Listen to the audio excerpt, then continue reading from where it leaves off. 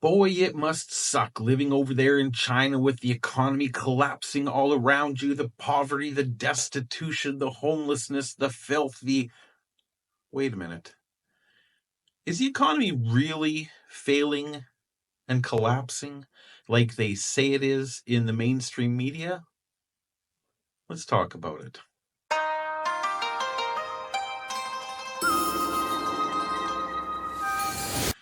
大家好，我是 Surant 在中国. Hey everyone, it's Surant in China. How y'all doing today? I'm having a fantastic day, and I hope you're having a fantastic day as well. The only thing that could possibly make my day any better is if you decided out of the kindness of your heart that you wanted to help my channel to grow and to reach more viewers and to share my truths and my experiences with more people. It's really easy to do, and it's absolutely free. All you've got to do is hit that subscribe button down below. And if you like the stuff that I'm saying, throw me a thumbs up.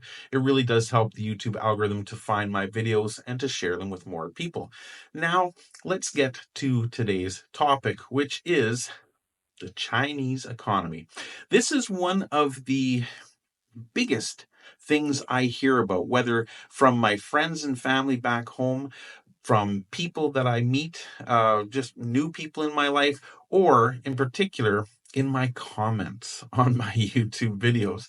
There are so many people that are believing this false narrative that the economy in China is failing, it's crashing, when it simply is not.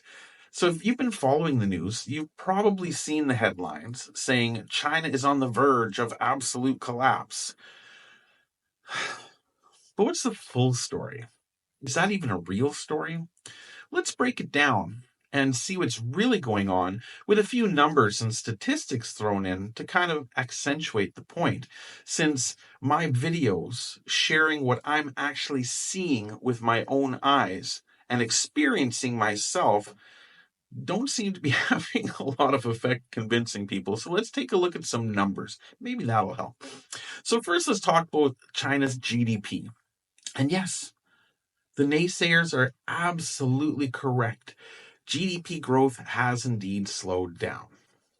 Okay, so over the last 5 years, it's averaged between 5 and 6%, which is down from 7 to 9% in the previous decade. Okay, and in 2024, growth was a solid 5%. Now, that is a significant drop from the glory days of the 2000s and 2010s, but does slower growth mean disaster? Not necessarily. One thing to keep in mind that a lot of people just seem to forget about is that there was that little global pandemic thing, right? Which slowed the GDP of the entire planet, not just China. The entire world is still recovering from that enormous blow to every aspect of life and business. You know, it's like commentating on how poorly a swimmer in a competition is doing right after a shark bites his leg off. I mean, come on, give a guy a chance to get a robot leg or something. It's ridiculous. But as we all know, the world and China are on the road to recovery. Well, at least most of the world. Unfortunately, maybe not everybody. So, one of the biggest drags on China's economy has, very honestly, been its property market. For decades, real estate accounted for 25 to 30% of the national GDP. But recently, the market has gone through a painful correction. Okay. Housing prices have fallen by 30 to 40% in many cities over the past 4 to 5 years. That has hit household wealth hard, since a lot of Chinese families have their savings tied up in property. This primarily affects the wealthiest sectors of Chinese society, who are buying homes and property as investment vehicles, who now own empty homes and unfinished lots worth less money than they originally paid for them. Also, some famous and perhaps infamous Larger contractors borrowed a tremendous amount of capital and overextended their capabilities, leading to a large number of unfinished and abandoned projects. However, this is a very small portion of the overall housing market in China. It does not represent every housing development in China, just a little bit. However, the anti-China news medias out there will point to it and say, ah, every single solitary housing project in China is failed, leading to ghost cities. We'll talk about ghost cities in another video. But for now, the housing market is not really all that bad when you take a look at it from another angle. So while housing prices have hurt property owners and investors, they've also, on the opposite side of the coin, made homes more affordable for many urban households. The newly educated middle and working classes just coming out of university and or starting new careers, building families, and buying their first homes now have an unprecedented opportunity to purchase those homes at 30 to 40% less than their parents did. On top of that, the government is stepping in to buy surplus properties and convert them into affordable housing, making home ownership a reality for even the lower earning working classes. So it's not all doom and gloom. In many ways, this is actually a huge benefit to the people of China at all levels. Okay, so housing is not the evil and terrible, life shattering situation here that many people would have you believe. And the reason that it's so easy for me to see this is when we talk about consumer spending. Now, despite the slowdown, Chinese households are still spending money. Now, what happens typically when there's a recession, when there is a shortage of funds, is people stop spending money. They start saving money because they're worried about the future. That is simply not the case in China. The middle class in China has never before in history had disposable income like they do right now.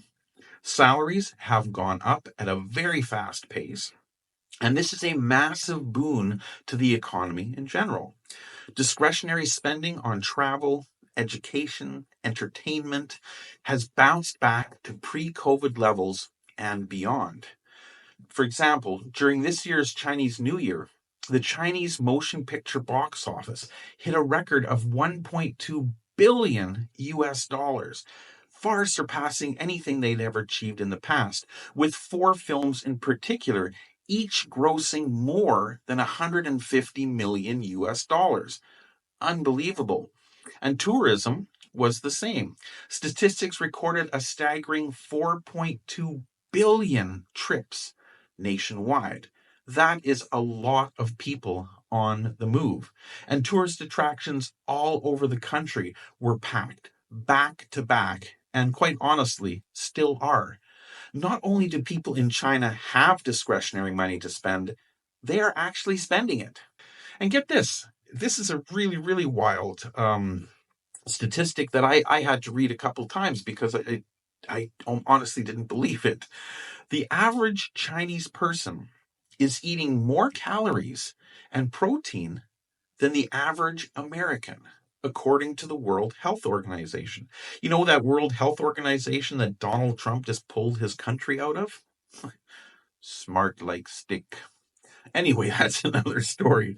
And while China's own agriculture sector is experiencing massive growth and improvements in areas such as food quality and availability, China is also importing massive amounts of food from countries like Brazil, Australia, Thailand, and many, many more. I personally enjoy steak imported from Argentina. It's amazing, it's cheap, and it is way better than the shoe leather steaks that I used to get back home in Canada. So while luxury spending might be down slightly, middle class consumption is holding strong and increasing. people in China are literally eating and living better than ever before. Now, on the industrial front, again, it's looking very good. China is not slowing down one bit. In 2024, China's global trade hit a record $6 trillion with a $1 trillion surplus.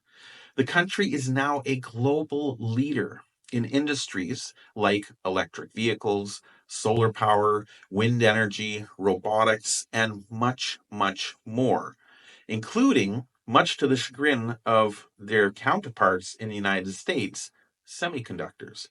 And let's not forget COMAC, China's homegrown commercial aircraft manufacturing, which is gaining market share in the aviation industry in a huge way. And honestly, with the ongoing barrage of unfortunate accidents and incidents recently in the US and beyond, travelers are starting to look for safer and more reliable options. China is providing these options. And I mean, when it comes to manufacturing, seriously, can you name a single manufacturing sector where China hasn't become more competitive and a global leader? You go ahead and think about that. I'll wait. No, let's not wait. Okay. So let's talk about one other key point here. And that is a big one, especially if you happen to be in North America right now or in Europe, and that is inflation. While the West has been battling rising prices in a huge way, China has actually seen little to no consumer inflation over the past 5 years. Prices for food, cars, electronics, and even utilities have stayed flat or even declined. Meanwhile, household incomes have grown by 6.5% annually. Think about that. I never worked a job in 50 years in Canada where I received a 6.5% raise. The best raise that I ever got working for a corporation was when I was a high level senior engineer for one of the biggest computer companies in the world, and they gave us 4%. But that was spread out over 4 years. So, in fact, it was 1% per year. Whereas since then, in other companies I've worked for, our annual salary increases don't exist. It is all about the profits going to the CEOs and the shareholders. So to have household incomes grow by 6.5% annually, wow. And on top of that, retirement incomes have risen by 3% to 5% each year as well. Hello, senior citizens in Canada. How much has your retirement income gone up in the past few years? Oh, really? And that's the reality of it. So, whereas inflation has driven up the cost of absolutely everything in North America, from housing to healthcare, this is also mixed with historically low minimum wages and salaries, and it is a recipe for disaster. The current federal minimum wage in the United States is $7.25. Let that sink in for a second. $7.25 per hour, which is in no reality a livable and sustainable salary. So while China's GDP growth might be slower, the average Chinese person isn't feeling the pinch in the same way that many North Americans are. Just ask the average American citizen about the price of eggs. I'm sure you'll get an earful, right? Now, for most people, the top line GDP numbers and statistics don't mean much, and they don't give it a second thought. What matters is their day to day life. And for many, life has improved. Housing is more affordable, incomes are rising, and prices are stable. And that's why, despite the Western media's doom and gloom predictions, most Chinese people aren't panicking. In fact, they're thriving. Actually, many people in China are happier now than during the hypergrowth years of the 2000s and 2010s. It's a reminder that economic well being isn't just about GDP, It's about quality of life. Chinese people in general are leading happier, healthier, and more fulfilling lives. And in my honest opinion, very well deserved. So, long story short, is China's economy in trouble? Sure. There are challenges, especially in the property market. But the idea of an impending collapse, economic doom and gloom, widespread hunger, homelessness, and poverty, once again, I'm going to call bullshit. That's more wishful thinking than actual reality. Why wishful thinking? Well, here's the thing.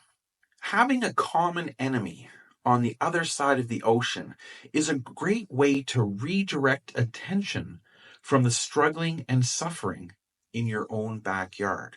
Hey, look at those guys over there. Yeah, way over there. We are so lucky that we aren't them, right? Right? Right?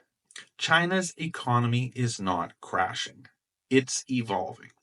It's rebalancing, and it's finding new ways to grow both now and for the future. And for the average Chinese person, life goes on, and in many cases is getting better and better every day. I have no doubts I'll receive numerous comments from naysayers and negative Nellies who will cry out, "What about the things that happened 50 years ago?" They happened 50 years ago. They're not relevant. This is the modern world. What about ghost cities and sewer oil and tofu drags? Misinformation, nothing more. Typically spread by charlatans who've never been to China and have no idea what they are talking about. Well, what about new graduate unemployment? Well, when you have so many university graduates, historically high numbers of university graduates in an economy recovering from a global pandemic, it will take time to adjust. The bigger takeaway here should be, how are there so many new and hugely talented graduates competing in a growing, highly technical, and advanced modern superpower that's going through an economic collapse? Does that make sense? Oh, everybody's poor. The economy is crashing and failing. Nobody has money, but everybody's going to university. Well, this is thanks to an education system that does not favor the wealthy and elite, and instead promotes competition and excellence for all of its students and citizens. Period. So, what do you think? Is the Western media too focused on China's perceived problems? Is the rest of the world finally waking up to the actual endgame of the government controlled mainstream media, which is supposed to be about freedom of the press, right? Isn't it time to stop villainizing the unseen enemies of the state and instead start focusing on problems being suffered by one's own citizens? Let me know in the comments below. And don't forget, hit that like button and hit that subscribe if you like my videos. Then you'll be able to see more of my videos. But till then, thank you so much for watching, and we will see you in the next video. 再见。